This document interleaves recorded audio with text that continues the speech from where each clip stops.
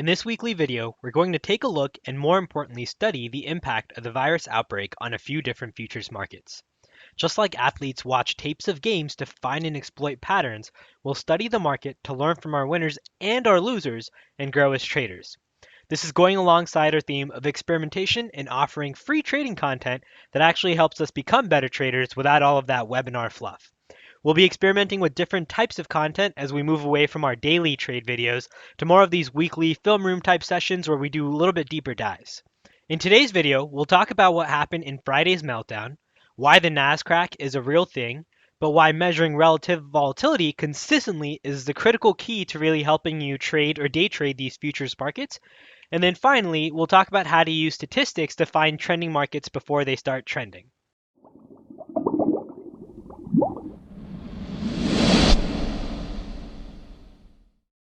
All right, so let's dive straight into this. We released a free case study video on Wednesday in which we analyzed the Wuhan virus outbreak's effects on the markets.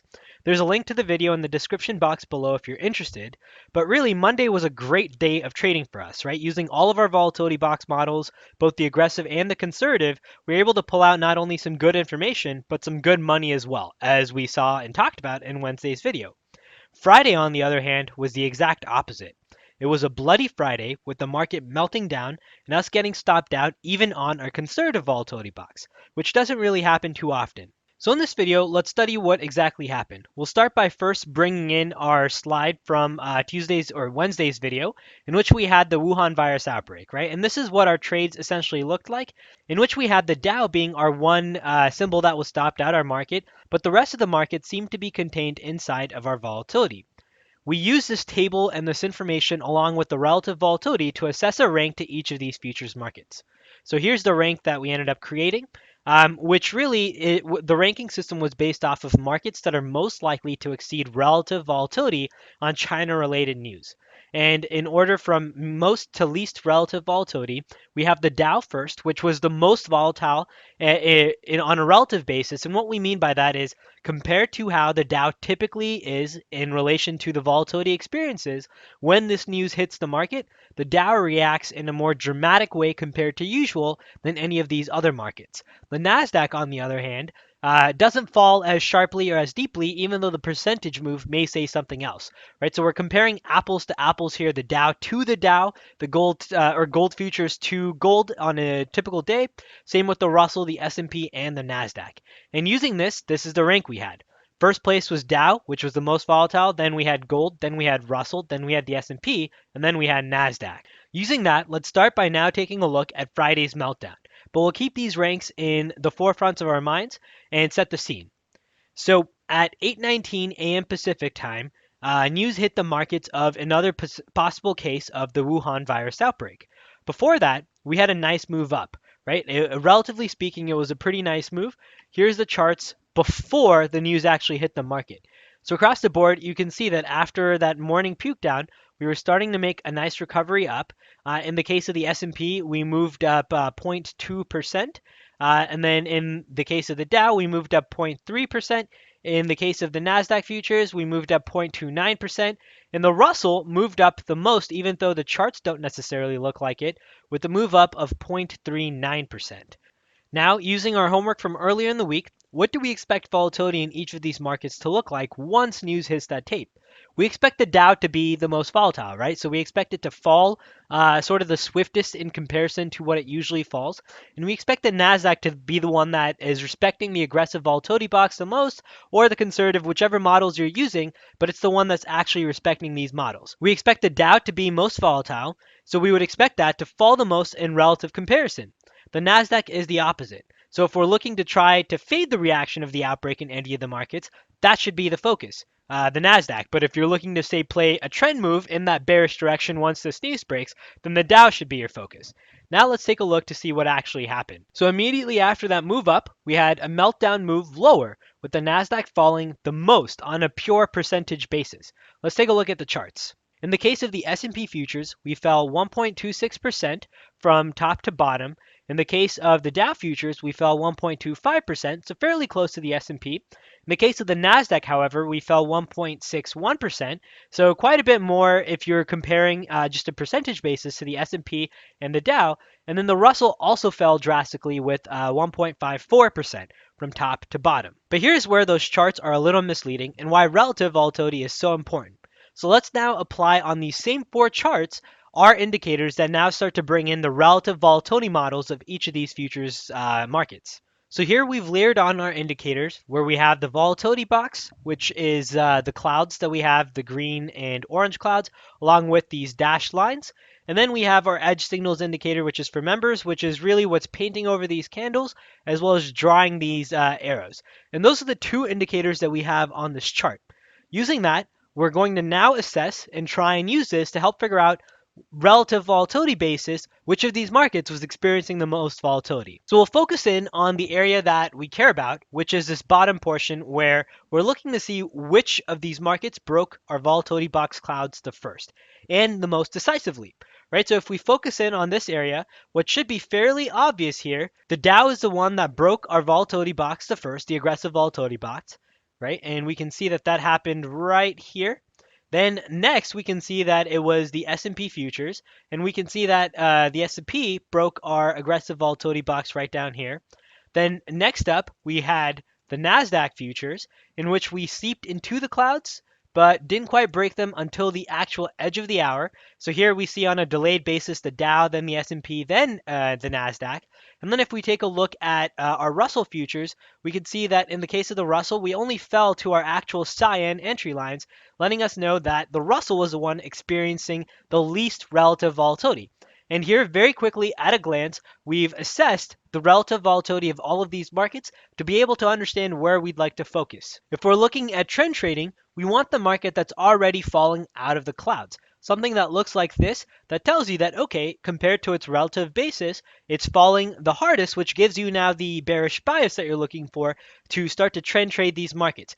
And to try and trade this trend trade move, you can use whatever asset class really suits your risk tolerance. But if you're looking for something that allows you to, say, have a wider stop, this is where the micro futures or even the ETS or the ETF options start to become really powerful. Even the pure ETF in its core format, so like the Qs, the SPY, so on and so forth, are now commission-free based trading. So they sometimes offer you a greater edge than, say, even using micro futures, in which you might have to pay the actual commission for it.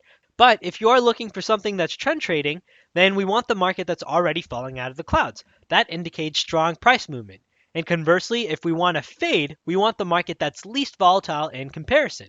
Now let's take a look at how each of these markets reacted 30 minutes after that outbreak news hit the market, 1 hour after the news hit the market, and 3 hours after the news event, right? And in all these cases, we're looking at only Friday afternoon. But before we move away from the slide, let's try and figure out what the takeaway is.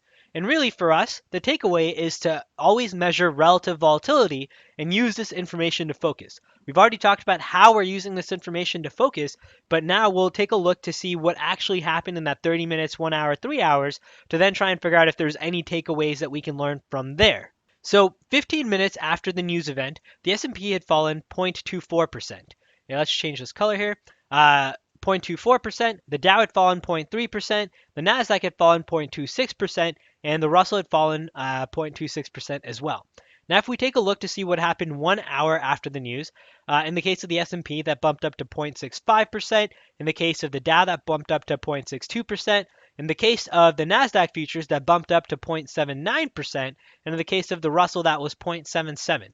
But using the delta, we see that the Nasdaq was the market that fell the most, right? The delta here is the greatest with 0.53, which indicates that the greatest amount of move happened here between that 15 minutes and that 1 hour period. Then we had the Russell futures, then we had the S&P futures, and then finally we had the Dow. So using a percentage basis, the opposite of what we expected with that ranking system actually happened.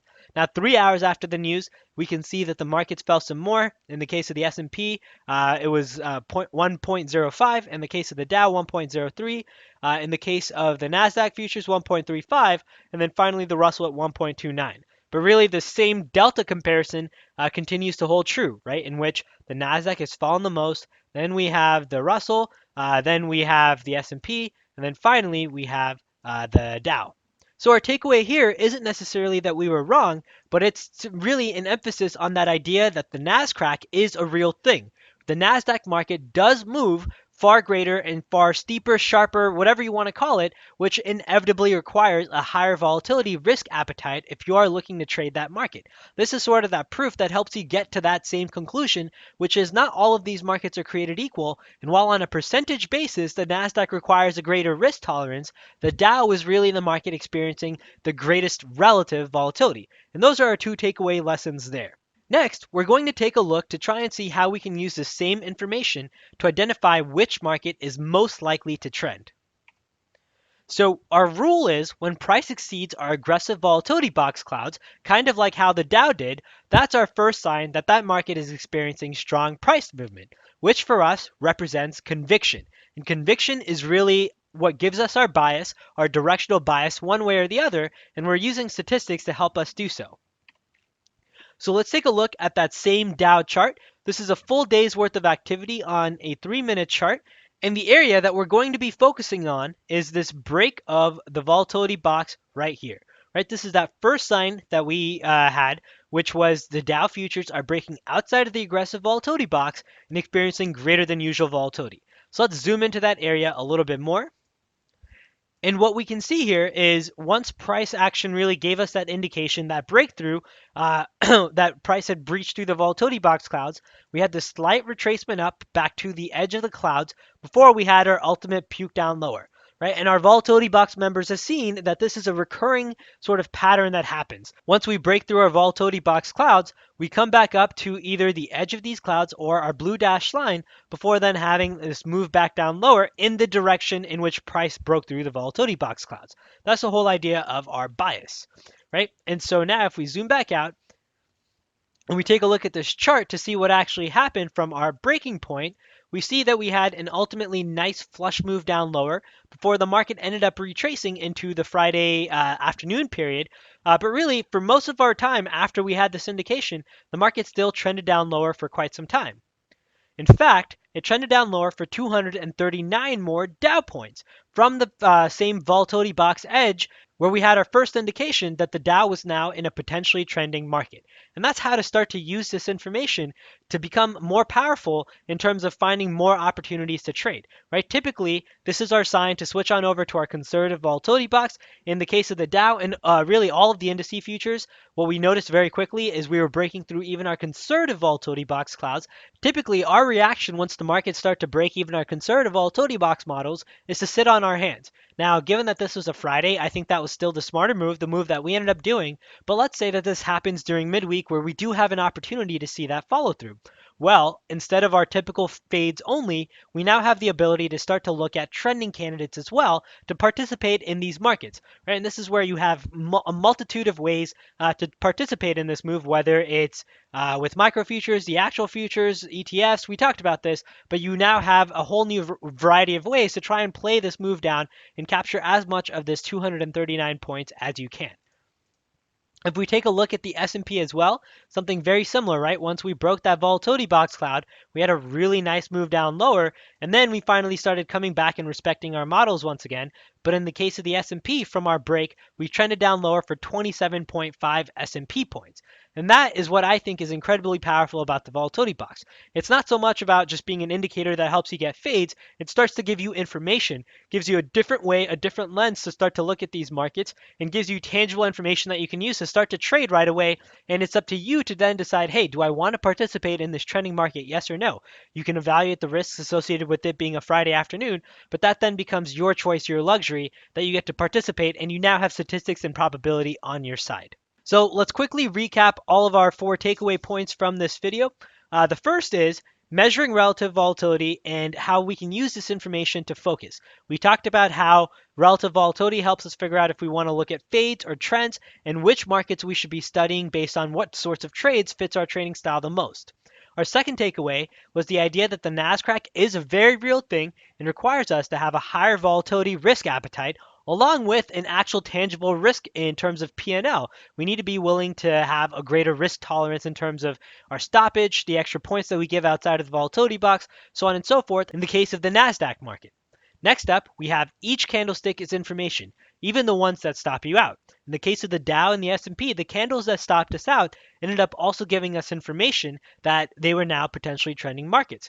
And that brings us to our fourth and final takeaway point, which is trending markets can be identified by breaks in the volatility box. This holds true for not only futures, but our stock market as well with our stock volatility box tool.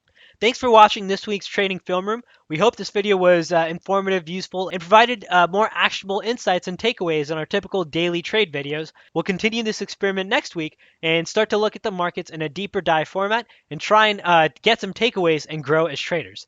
Thank you all for watching and hope you all have a wonderful weekend. Take care.